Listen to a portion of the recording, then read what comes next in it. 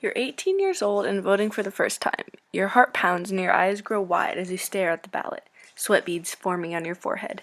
The future of America seems to rest on your shoulders. Who will you choose? Will you choose? Or will you forfeit your right as an American to vote? How your body responds to stress is called the fight or flight response. This response is triggered by your body's sympathetic system, located within your autonomic nervous system. The sympathetic nervous system prepares the body for an emergency, while the parasympathetic nervous system, also located within the autonomic nervous system, calms the body down.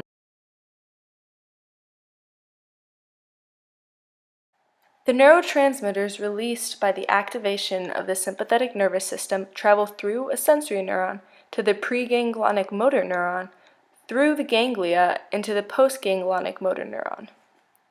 Once the neuron reaches its destination, it affects the receptor organ in a specific way.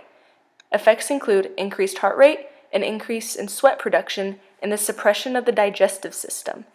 When the body is stressed, the hypothalamus activates the body's sympathetic nervous system, and the adrenal gland located above the kidney releases the neurotransmitters epinephrine and norepinephrine into the bloodstream. The norepinephrine is responsible for the effects of the sympathetic system. For example, when the norepinephrine is transmitted to the skin, it contracts the body's sweat glands, causing more sweat.